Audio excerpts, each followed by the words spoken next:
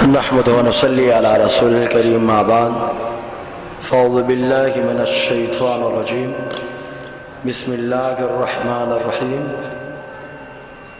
ان الله وملائكته يصلون على النبي يا ايها الذين امنوا صلوا عليه وسلموا تسليما صلى الله على النبي الامي وآله صلى الله عليه وسلم صلاة وسلاما عليك يا سيدي يا رسول الله صلی اللہ تعالیٰ علیہ وسلم۔ السلام علیکم ورحمۃ اللہ وبرکاتہ۔ درود پاک پڑھیں صلی اللہ علیہ نبی الامی وآلہ صلی اللہ علیہ وسلم صلاۃ و سلاما علیک یا سیدی یا رسول اللہ صلی اللہ تعالیٰ علیہ وسلم۔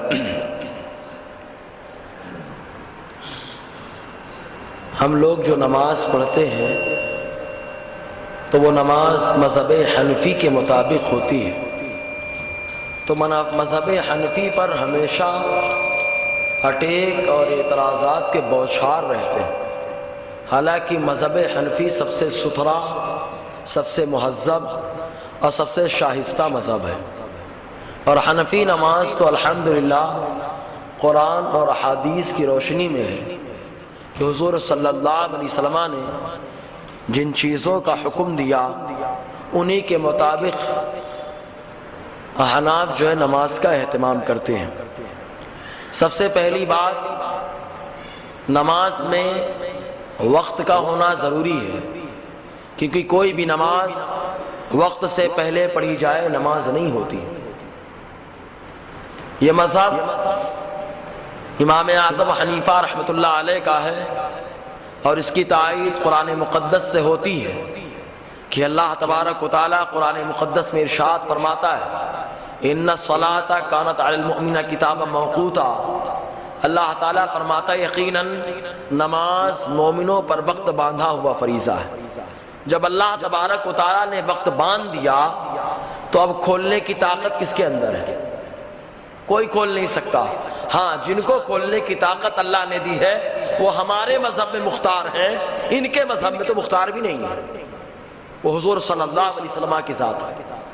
ہم لوگ مانتے ہیں آقا علیہ السلام کو کہ شریعت میں آپ کو اختیار ہے، لیکن ان کا تو موقف ہے کہ حضور کو بھی معاذ اللہ اختیار نہیں۔ تو اللہ تعالیٰ فرماتا ہے نماز مومنوں پر وقت باندھا ہوا فریضہ ہے، قرآن کی آیت کریمہ بتا رہی۔ لیکن اس کے برخلاف ایک حدیث پاک ہمارے خلاف پیش کی جاتی ہے کہ کچھ نمازیں ایسی ہیں جو وقت سے پہلے ادا کی جا سکتی ہیں، جیسا کہ حضرت عبداللہ ابن عباس رضی اللہ تعالی عنہما سے مروی حدیث پاک، ترمذی شریف کتاب الصلاۃ کی حدیث پاک ہے کہ وہ بیان فرماتے کہ حضور صلی اللہ علیہ وسلم نے عصر اور ظہر کی نماز کو اور مغرب اور عشاء کی نماز کو ملا کر ادا کیا، بغیر سفر کے، بغیر دشمن کے خوف کے اور بغیر بارش کے۔ تو ان لوگوں نے کہا دیکھو حضور صلی اللہ علیہ وسلم نے ظہر اور عصر کی نماز کو ملا کر ادا کیا اور مغرب اور عشاء کی نماز کو ملا کر ادا کیا۔ معلوم یہ ہوا کہ مغرب کے وقت میں عشاء کی نماز پڑھ سکتے ہیں اور ظہر کے وقت میں عصر کی نماز پڑھ سکتے ہیں۔ ان کا یہ کہنا اس حدیث کی بنا پر، حالانکہ یہ لوگ کا خود عقیدہ یہ ہے کہ جب قرآن سے حدیث ٹکرا جائے تو کتنی صحیح ہو وہ حدیث ضعیف ہو جاتی ہے، معاذ اللہ، مان نہیں کہاں سے قانون لے کے آئے۔ تو ان کے یہاں تو یہ حدیث تو قرآن سے ٹکرا رہی ہے، لیکن الحمدللہ حنفی مذہب میں قرآن پر بھی عمل ہوتا ہے، حدیث پر بھی عمل ہوتا ہے، اپنے وقت کا ہونا ضروری ہے۔ تو حضور صلی اللہ علیہ وسلم نے جو نمازیں جمع فرمائیں ان کا کیا جواب ہوگا؟ تو اس سلسلے میں حنفی علماء جواب یہ دیتے ہیں کہ حضور صلی اللہ علیہ وسلم نے جو نمازیں جمع فرمائیں تو جمع کی دو قسمیں ہوتی ہیں، آسانی سے یوں سمجھ سکتے ہیں، ایک وقت دو نمازیں، اس کو کہا جاتا ہے جمع حقیقی۔ جمع مانے ملانا، جمع کرنا، اکٹھا کرنا۔ ظہر اور عصر کی نماز، دو نمازیں، ظہر کا وقت تو کہا یہ جمع حقیقی ہے۔ ظہر اور عصر کا وقت ہو، ظہر اور عصر کی نماز عصر کے وقت میں کہا جمع حقیقی ہے۔ نمازیں دو وقت ایک، مغرب اور عشاء مغرب کے وقت میں، نمازیں دو وقت ایک، مغرب اور عشاء عشاء کے وقت میں، نماز دو وقت ایک، اس کو جمع حقیقی کہا جاتا ہے۔ اس کی حنفی مذہب میں ذرا بھی گنجائش نہیں ہے سوائے میدان عرفات کے جو حاجی حج کرنے جاتا ہے، وہ بھی حدیث سے ثابت ہے۔ تو اب اس کا عمل کیا ہوگا، جواب کیا ہوگا؟ تو حنفی لوگ جواب یہ دیتے ہیں کہ صورتاً کبھی کبھی نمازیں جمع ہو جاتی ہیں۔ جیسے مان لیجئے ظہر کا وقت آخر وقت 5 پکڑ لیتے ہیں، 5 ظہر کا وقت ہے ختم ہونے کا، اور 5 سے عصر کا وقت شروع ہو جاتا ہے۔ تو اب کوئی بندہ ظہر کی نماز ایک دم آخر میں پڑھے، 5 بجے کھڑا ہوا، 5 پہ سلام پھیرا، 5 پہ سلام پھیرا، ظہر کی نماز ہو گئی پوری، عصر کا وقت شروع ہوا، پھر کہاں ہو گیا؟ عصر کی نماز اس نے پڑھ لی۔ دیکھنے میں لگتا ہے کہ جمع کر کے پڑھ رہا ہے، لیکن عصر کی نماز عصر کے وقت میں پڑھ رہا ہے اور ظہر کی نماز ظہر کے وقت میں پڑھ رہا ہے۔ اس کو جمع سوری کہا جاتا ہے۔ تو آقا علیہ السلام نے جو مدینہ طیبہ میں نمازیں جمع فرمائی تھی، تو وہ نمازیں جمع فرمائی حقیقت میں نہیں بلکہ دیکھنے میں اور صورتاً جمع فرمائی تھی۔ تو نماز کے لیے وقت کا ہونا ضروری، اور وقت مومنوں پر، نماز وقت باندھا ہوا فریضہ ہے مومنوں پر۔ اب اس کے بعد ایک بات اور آتی ہے، وقت ہو گیا، اب اس کے بعد طہارت وغیرہ پہ انشاءاللہ کبھی گفتگو ہوگی۔ کعبے کی طرف ہم لوگ منہ کرتے ہیں، استقبال قبلہ کرتے ہیں۔ استقبال قبلہ نماز کے شرائط میں سے ہے، ہونا ضروری ہے، فرائض میں سے ہے، شرائط میں سے ہے، یہ نہیں ہے تو نماز نہیں ہے۔ تو استقبال قبلہ کا ہونا ضروری ہے۔ کیوں ہونا ضروری ہے؟ اللہ تبارک و تعالیٰ سورہ بقرہ میں ارشاد فرماتا ہے، آیت نمبر 144، اللہ تعالیٰ فرماتا ہے وَحَيْثُ مَا كُنْتُمْ فَوَلُّوا وُجُوهَكُمْ شَطْرَهُ، تم جہاں کہیں ہو اپنے چہرے کو کعبہ کی طرف کر لو۔ تم جہاں کہیں بھی ہو اپنے چہرے کو کدھر کر لو؟ کعبہ کی طرف۔ تو یہی سے معلوم ہوا کہ نماز میں ہم جہاں کہیں بھی ہوں کعبے کی طرف چہرہ کریں، کیونکہ اللہ تعالیٰ اس کا حکم دیتا ہے۔ حضور صلی اللہ علیہ وسلم کی کئی حدیثیں ملتی ہیں، چنانچہ مسلم شریف حدیث نمبر 1176، راوی حضرت براء ابن عازب رضی اللہ تعالیٰ عنہ یہ بیان فرماتے ہیں کہ ہم نے حضور صلی اللہ علیہ وسلم کے ساتھ صلیت مع النبی صلی اللہ علیہ وسلم الى بیت المقدس 16 شہرا حتی نزلت الآیت التي فی البقرہ فنزلت بعدما صلی النبی صلی اللہ علیہ وسلم۔ فرماتے ہیں ہم نے حضور صلی اللہ علیہ وسلم کے ساتھ 16 مہینے بیت المقدس کی طرف چہرہ کر کے نماز پڑھی۔ حدیث سننے سے پہلے پس منظر ذہن میں لے لیں، حضور جب تک خانہ کعبہ میں تھے، مکہ مکرمہ میں تھے، کعبہ کی طرف رخ کر کے نمازیں ادا فرماتے، لیکن جب ہجرت فرما کے مدینہ تشریف لے گئے تو 17 مہینے یا 16 مہینے حضور صلی اللہ علیہ وسلم نے بیت المقدس کی طرف چہرہ کیا اور نماز پڑھی۔ اس کے بعد حضور کی خواہش تو یہی رہتی تھی کہ اللہ تعالیٰ کعبہ کو میرا قبلہ بنا دے۔ نماز میں بھی آقا علیہ السلام جو ہے آسمان کی طرف دیکھتے تو اللہ تبارک و تعالیٰ نے ایک دن ارشاد فرمایا، اے محبوب ہم فولی وجہک، اے محبوب ایسے آپ اپنے چہرے کو، آپ کے چہرے کو ایسے قبلے کی طرف پھیر دوں گا جس قبلے کو آپ پسند کرتے ہیں۔ اس کے بعد اللہ تعالیٰ نے پھیرنے کا حکم دیا، حضور صلی اللہ علیہ وسلم نے چہرہ بیت المقدس سے خانہ کعبہ کی طرف کر لیا۔ یہ خلاصہ بنتا ہے۔ تو یہ حضرت براء ابن عازب فرماتے ہیں کہ میں نے بیت المقدس کے طرف آقا علیہ السلام کے ساتھ 16 مہینے مسلسل نمازیں پڑھی، پھر یہ آیت کریمہ نازل ہوئی، حیث ما کنتم فولوا وجوہکم شطرہ، جہاں کہیں بھی ہو چہرہ کعبہ کی طرف کر لو۔ فرماتے ہم لوگوں نے چہرہ کعبہ کی طرف کر لیا۔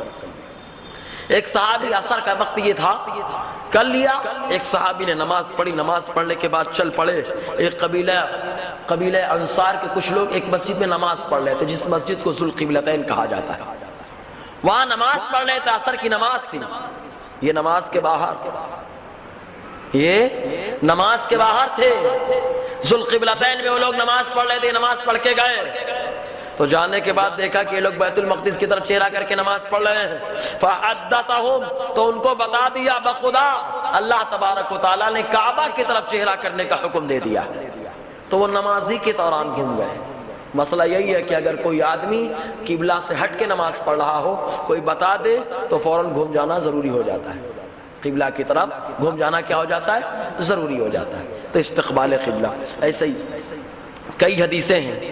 حضرت براء ابن عازب رضی اللہ تعالیٰ عنہ سے مروی، بخاری شریف پہلا حصہ حدیث نمبر 40 حضرت براء ابن عازب رضی اللہ تعالیٰ عنہ بیان فرماتے ہیں کہ جب آقا علیہ السلام مدینہ طیبہ آئے، اپنے ننیحال میں آئے تھے، حضور کا ننیحال ہے مدینہ طیبہ، حضور صلی اللہ علیہ وسلم ننیحال میں آئے، اپنے ماموں کے پاس ٹھہرے، تو حضور صلی اللہ علیہ وسلم نے 16 مہینے یا 17 مہینے بیت المقدس کی طرف چہرہ کر کے نماز پڑھا۔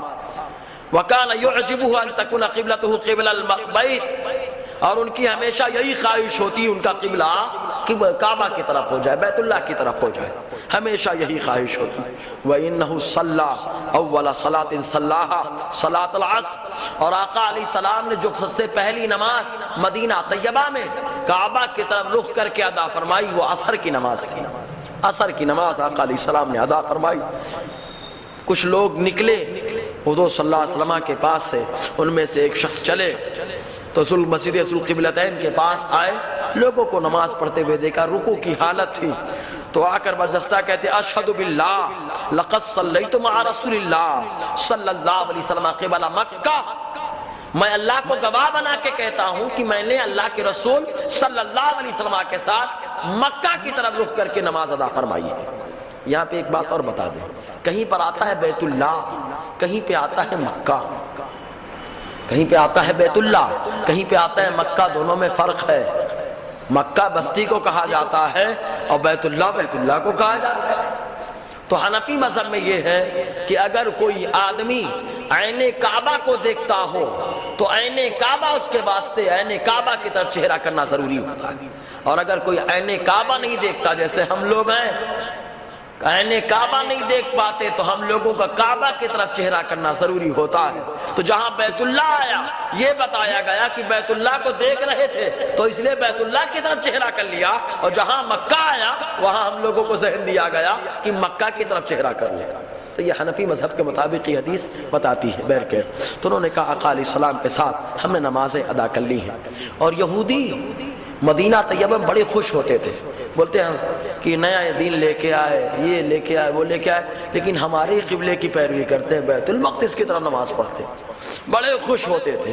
تو جب آقا علیہ السلام نے خانہ کعبہ کی طرف چہرہ کر لیا اللہ تعالیٰ کے حکم سے، تو اہل کتاب کو بہت برا لگا، اتنا برا لگا کہ حدیث پاک کے اندر آیا، حضور صلی اللہ علیہ وسلم خود فرماتے ہیں، قرآن کی آیت بھی ہے، اللہ تعالیٰ فرماتا ہے وقال السفہاء من الناس وهم اليہود ما ولاهم عن قبلتهم التي كانوا عليها، تو لوگوں نے کہا، بے وقوفوں نے کہا، وہ یہودی تھے، حالانکہ یہودی اپنے آپ کو بڑا عقل مند سمجھتا ہے، لیکن اللہ تعالیٰ فرماتا ہے عقل مند وہ نہیں جو دنیا کے پیچھے بھاگتا ہے، عقل مند وہ ہوتا ہے جو آخرت کے پیچھے بھاگتا ہے۔ تو یہودی ہمیشہ دنیا کے پیچھے بھاگے، اس لیے اللہ تعالیٰ فرماتا ہے بے وقوف کہیں گے، اور وہ یہودی ہیں کہ ان کو کس چیز نے اس قبلے سے پھیر دیا جس کی طرف یہ تھے۔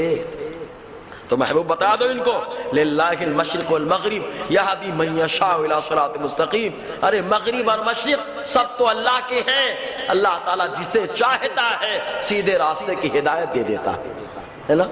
اب اس کے بعد کچھ صحابہ کرام فکر مند رہا کرتے تھے کہ 16 مہینے یا 17 مہینے حضور صلی اللہ علیہ وسلم نے بیت المقدس کی طرف چہرہ کر کے نماز ادا فرمائی، تو کئی صحابہ کرام نے ادھر نماز پڑھتے تھے تو وہ پردہ فرما گئے، کچھ شہید ہو گئے، تو ان کی نمازوں کا کیا ان کی نماز معتبر ہوئی یا نہیں معتبر ہوئی؟ تو جب یہ صحابہ کرام فکر مند رہنے لگے تب اللہ تبارک و تعالیٰ نے ان صحابہ کی عظمت کو بیان فرمایا۔ اللہ تعالیٰ فرماتا ہے ما کان اللہ لیضیع ایمانکم، ارے اللہ کی یہ شان نہیں کہ تمہارے ایمان کو برباد کر دے، تم نے جو ادھر نمازیں پڑھی ہیں اللہ تبارک و تعالیٰ ان کا ثواب بھی عطا فرمانے والا۔ تو استقبال قبلہ یہ شرط ہے، وقت کے بعد استقبال قبلہ یعنی قبلہ کی طرف چہرہ کرنا، اور چہرہ کرنے کے بعد نیت کرتے ہیں، زبان سے نیت کرنا تو یہی لوگ بتا دیں کس حدیث سے ثابت ہے۔ زبان سے نیت کرنا تو سراپا بدعت ہے، کسی حدیث میں نہیں ملے گا، خالی نیت کا تذکرہ ہے، اسی لیے اصل ہے زبان سے نیت کرنا، دل سے نیت کرنا، دل کا جو ارادہ ہو گیا وہی نیت ہے۔ ہاں زبان سے کرنا ہم حنفی مذہب میں مستحب ہے، اور وہ لوگ جو حنفیت کے مخالف ہیں ان کے یہاں بھی مستحب ہے، ان سے پوچھنا چاہتا ہوں زبان سے دلیل جو نیت کرتے ہیں اس پہ کیا دلیل ہے تم کو دینا ضروری ہے۔ بہرحال نیت کرنا، نیت کرنے پہ کئی حدیثیں ہیں۔ ایک حدیث پاک ابن ماجہ کے اندر ہے، حدیث نمبر 4229، راوی حضرت ابو ہریرہ رضی اللہ تعالیٰ عنہ یہ بیان فرماتے ہیں کہ حضور صلی اللہ علیہ وسلم نے فرمایا انما یبعث الناس علی نیاتہم، لوگوں کا حشر محشر کے دن ان کی نیتوں پر ہوگا۔ تو نیت ہوگی، جیسی نیت ہوگی ویسے اللہ تعالیٰ ان کا حشر فرمائے گا۔ تو نماز کی نیت ہے، روزے کی نیت ہے، تو جس کی نیت جیسی ہوگی اللہ تعالیٰ ان کی نیتوں پر ان کا حشر فرمائے گا۔ ایسے ایک حدیث پاک میں یوں آیا، یہ تو بڑی مشہور و معروف حدیث پاک ہے اور بخاری شریف کی پہلی حدیث ہے، پہلی حدیث۔ راوی حضرت علقمہ ابن وقاص لیثی ہیں، یہ فرماتے ہیں کہ میں نے حضرت عمر ابن خطاب رضی اللہ تعالیٰ عنہ کو منبر پر فرماتے ہوئے سنا کہ وہ فرما رہے تھے سمعت رسول اللہ صلی اللہ علیہ وسلم یقول، کہ آقا علیہ السلام کو فرماتے ہوئے میں نے سنا انما الاعمال بالنیات، کہ عمل کا دار و مدار نیتوں پر ہے، ایمان کا نہیں عمل کا۔ اس میں بھی بڑا لطیف اشارہ دیا گیا، عمل میں نیت چل سکتی ہے، ایمان میں نیت نہیں۔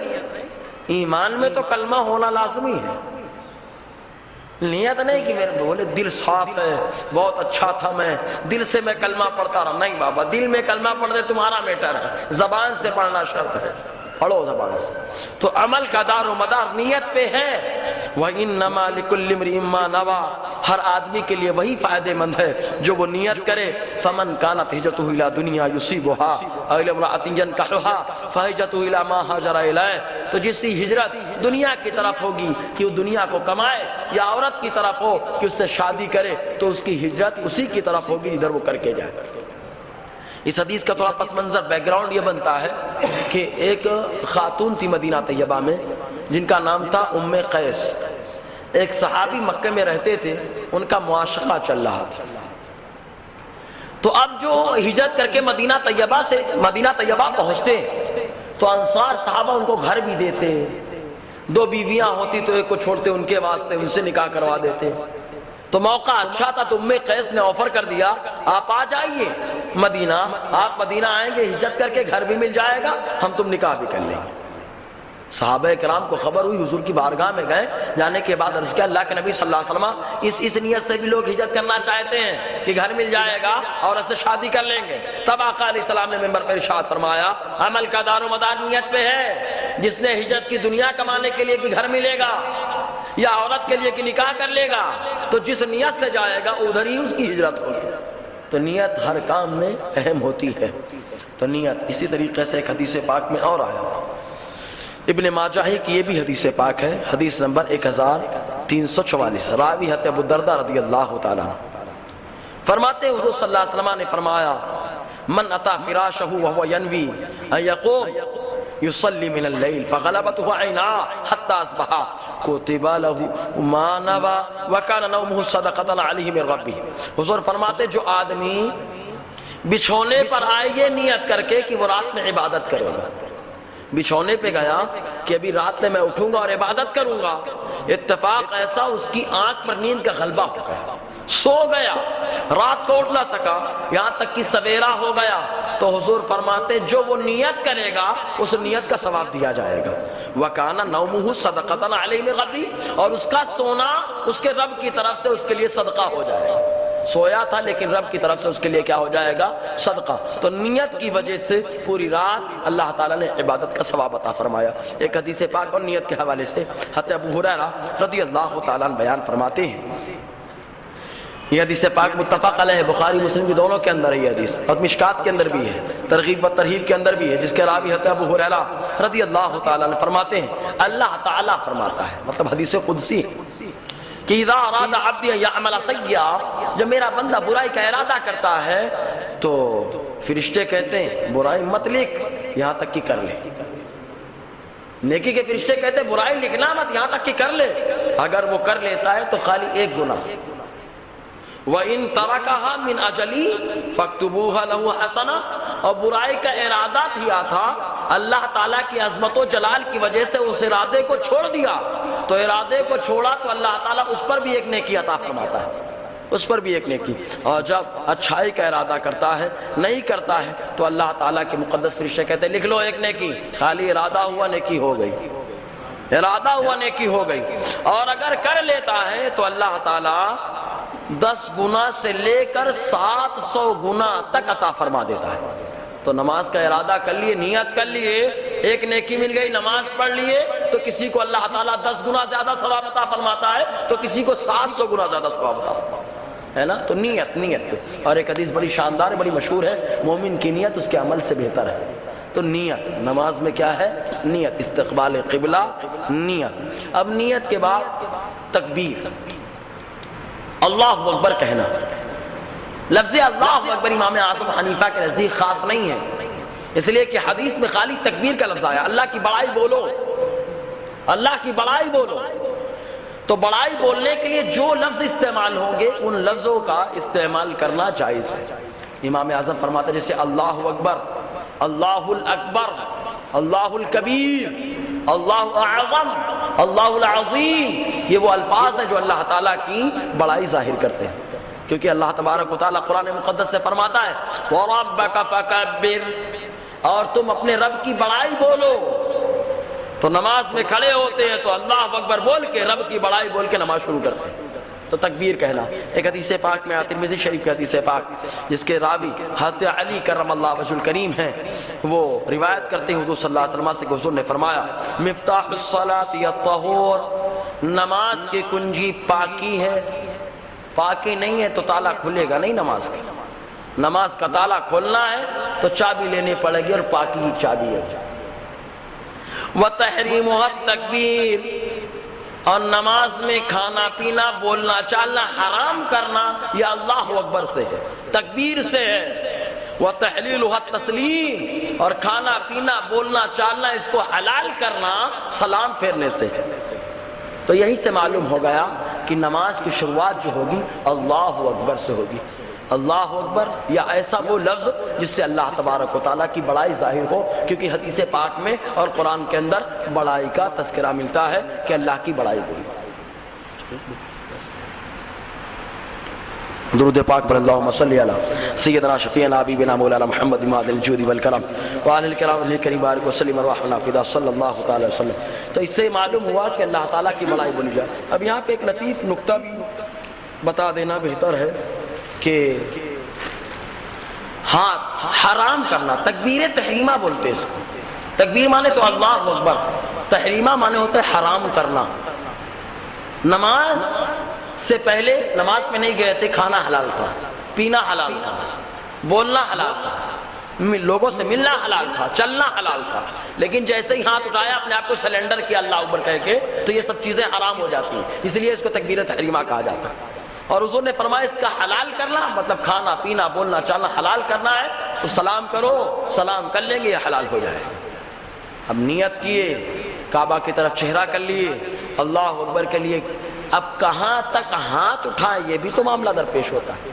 کچھ لوگ تو عورتوں کی طرح ایک دم کندھوں تک ہاتھ اٹھائیں گے اور کچھ لوگ کانوں تک بھی اٹھاتے ہیں۔ تو الحمدللہ حنفی مذہب یہ ہے کہ کانوں تک ہاتھ اٹھائے جائیں، کیونکہ کانوں تک ہاتھ اٹھانا یہی احادیث رسول صلی اللہ علیہ وسلم سے ثابت ہے، اور صحابہ کرام نے یہی پسند فرمایا، صحابہ کرام یہی پسند فرماتے رہے۔ دیکھیں حدیث پاک شرح معانی الاثار پہلا حصہ صفحہ 129 کے اندر ہے، مصنف عبدالرزاق 20واں حصہ صفحہ 70 حدیث نمبر 2529، راوی حضرت براء ابن عازب رضی اللہ تعالی عنہ یہ بیان فرماتے ہیں کان نبی صلی اللہ علیہ وسلم اذا کبر الافتتاح الصلاۃ رفع یدیہ حتی یکون ابہاما قریبا من شحمتی اذنین، کہ آقا علیہ السلام نماز شروع کرنے کے لیے جب اللہ اکبر کہتے، تکبیر کہتے تو اپنے دونوں ہاتھوں کو اٹھاتے یہاں تک کہ آپ کے انگوٹھے آپ کے کانوں کے لو کے قریب ہو جاتے، آپ کے انگوٹھے آپ کی کانوں کے لو کے قریب ہو جاتے۔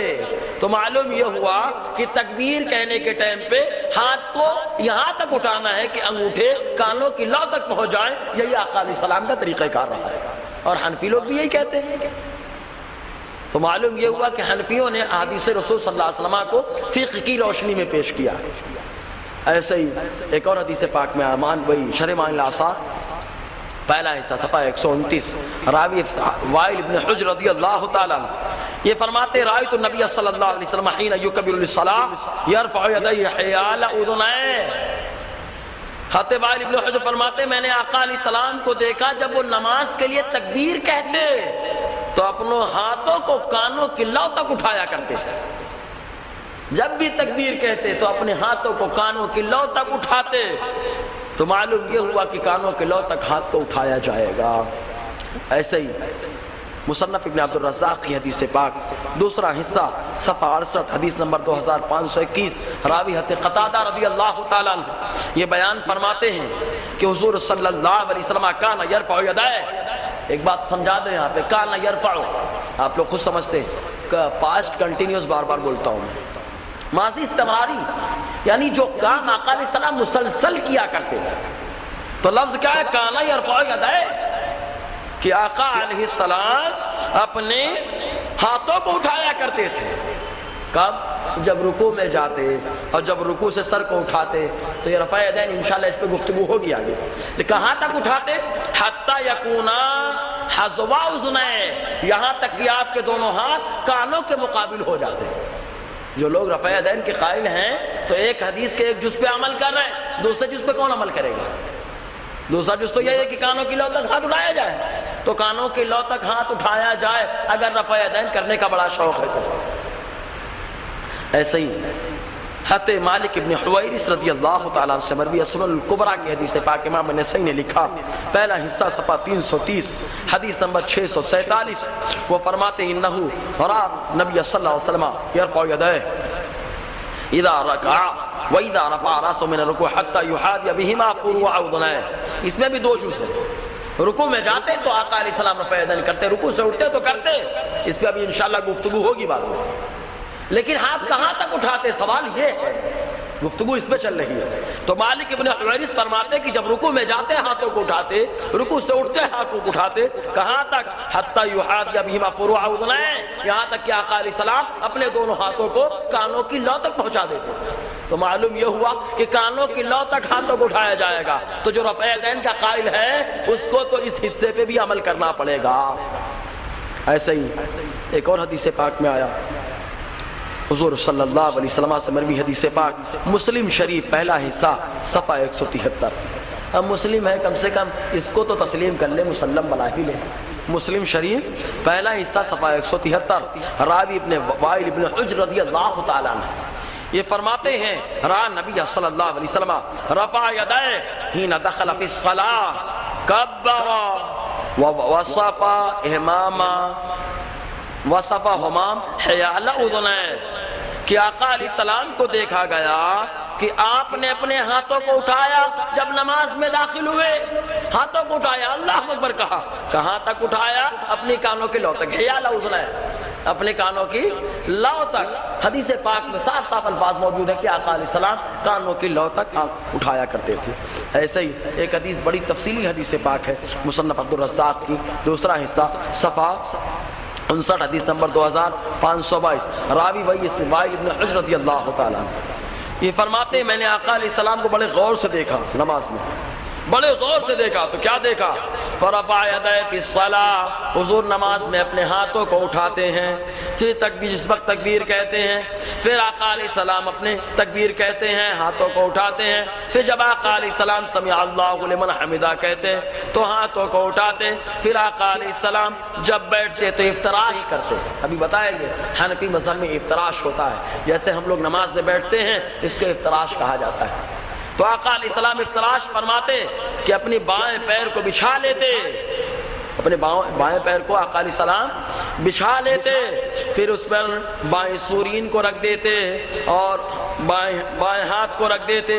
تو آقا علیہ السلام دائیں پیر کو کھڑا رکھتے اس پہ دائیں ہاتھ کو رکھ دیتے. رکھنے کے بعد فرماتے ہیں آقا علیہ السلام رکھنے کا طریقہ حلقہ بنانے کا. ایسے حلقہ بناتے اور اس کے بعد پھر حضور صلی اللہ علیہ وسلم سجدہ کرتے. لیکن جب ہاتھ اٹھاتے کہاں تک؟ فکانت یداہ عضوا اذنیہ.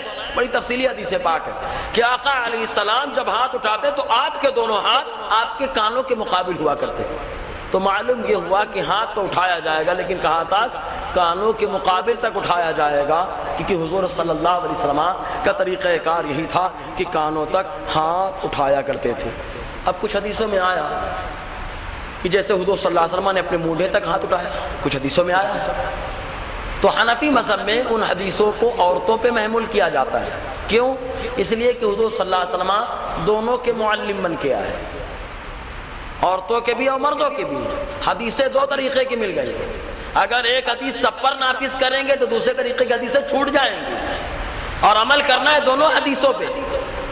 تو حنفیوں نے دونوں طریقے کی حدیثوں پہ عمل کرنے کی صورت یہ اپنائی کہ کان کے لو تک جہاں ہاتھ اٹھانے کا تذکرہ تھا، کہا کہ مرد یہ کام کرے، کیونکہ مرد ایسا کریں گے تو اس میں تعظیم زیادہ ہے۔ لیکن جب مونڈے تک بات آئی تو کہا عورتیں ایسے کیا کریں، جیسا کہ حدیث پاک میں آیا۔ یہ حدیث پاک جو ہے مصنف ابن ابی شیبہ کے اندر ہے، دوسرا حصہ صفحہ 221۔ حضرت عبد رب ابن زیتون فرماتے میں نے ام دردہ، صحابیہ ہیں ام دردہ، ابھی خود معلوم ہو جائے گا جو ہم لوگوں نے یہ حدیث کو محمول کیا نا، مونڈے تک والی عورتوں کے لیے ہے، کیونکہ ایک صحابیہ کے نماز کا طریقہ دیکھ لو معاملہ ختم ہو جائے گا۔ فرماتے میں نے ام دردہ رضی اللہ تعالی عنہ کو دیکھا، ترفع یدیہا حذوا منکبیہا، کہ وہ اپنے ہاتھوں کو اٹھاتی تو مونڈے تک اٹھاتی، حینا تفتتح الصلاۃ، جب نماز کا آغاز کرتی، جب نماز شروع کرتی تو مونڈے تک اٹھاتی۔ تو معلوم یہ ہوا کان تک والی حدیثیں یہ مردوں کے لیے ہو گئیں، اور مونڈے تک والی حدیثیں ایک صحابیہ کے فعل سے معلوم ہو گیا کہ یہ عورتوں کے لیے ہے۔ اسی طریقے سے وہ نماز کو ادا فرمایا کرتی تھی، تو معلوم یہ ہوا کہ مونڈے والی حدیثیں یہ عورتوں کے لیے ہیں۔ انشاءاللہ اس کے آگے اور گفتگو ہوتی رہے گی۔ اللہ تبارک و تعالی ہم سب کو حنفی نماز اور حنفی مسائل قرآن و حدیث کی روشنی میں سمجھنے کی طاقت اور جذبہ نصیب فرمائے۔ دوران گفتگو اور غیر شرعی کلمات نکلے ہوں تو میں توبہ کرتا ہوں، استغفر اللہ رب من کل ذنب و اتوب الیہ، اشہد ان لا الہ الا اللہ و اشہد ان محمدا عبدہ و رسولہ۔